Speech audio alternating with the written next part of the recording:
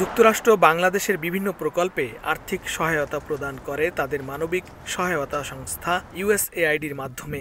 রোহিঙ্গা সংকটের শুরু থেকে বাংলাদেশে বিপুল পরিমাণ আর্থিক সহায়তা দেয় বিশ্বের প্রভাবশালী এই দেশটি। গেল কয়েক বছরে যুক্তরাষ্ট্রের বৈদেশিক সহায়তা পাওয়া শীর্ষ 10টি দেশের মধ্যে বাংলাদেশ অন্যতম। প্রেসিডেন্ট ডোনাল্ড ট্রাম্প ক্ষমতা গ্রহণের প্রথম দিনেই প্রায় সব বৈদেশিক সহায়তা কর্মসূচি স্থগিত করার নির্বাহী আদেশ জারি করেন। এতে বন্ধ হয়ে যায় বাংলাদেশ সহ অন্যান্য দেশে USAIDর সব ধরনের সহায়তা। ভয়াবহ মানবিক বিপর্যয়ের মধ্যে পড়ে বাংলাদেশের টেকনাফ ও উখিয়ায় রোহিঙ্গা ক্যাম্পে আশ্রয় নেয়া অন্তত 13 লাখ শরণার্থী।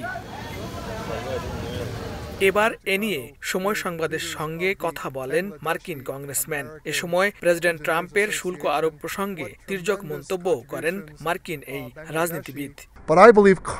কংগ্রেসের উচিত এই শুল্ক আরোপের কর্তৃত্ব পুনরুদ্ধার করা এবং শুধুমাত্র প্রেসিডেন্ট ট্রাম্পকে এককভাবে এসব শুল্ক আরোপের অনুমতি না দেয়া। মার্কিন সংবিধানে বলা আছে শুল্ক আরোপের মূল দায়িত্ব আসলে কংগ্রেসের। স্থানীয় সময় শনিবার সন্ধ্যায় ক্যালিফোর্নিয়ার সান বার্নার্ডিনোর হিলটপে American association of Bangladeshi engineers and architects এর অনুষ্ঠানে অতিথি হয়ে আসেন 64 বছর বয়সী কংগ্রেসম্যান মার্ক টেকানো।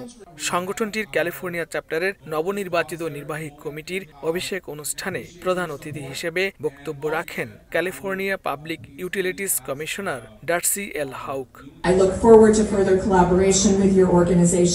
যুক্তরাষ্ট্রে প্রকৌশল, স্থাপত্য ও প্রযুক্তি ক্ষেত্রে কর্মরত হাজারো বাংলাদেশিদের সংগঠন AABEA এর ক্যালিফোর্নিয়ার নতুন নেতৃত্ব বাংলাদেশের মর্যাদা সমুন্নত রাখার দৃঢ় প্রত্যয় ব্যক্ত করেন।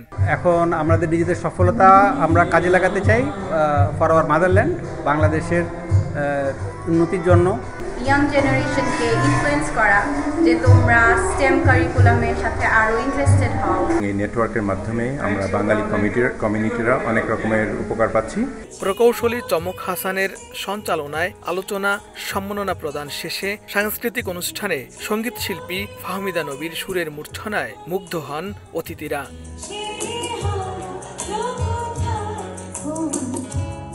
লস্কর আল মামুন, সময় সংবাদ, ক্যালিফোর্নিয়া, যুক্তরাষ্ট্র।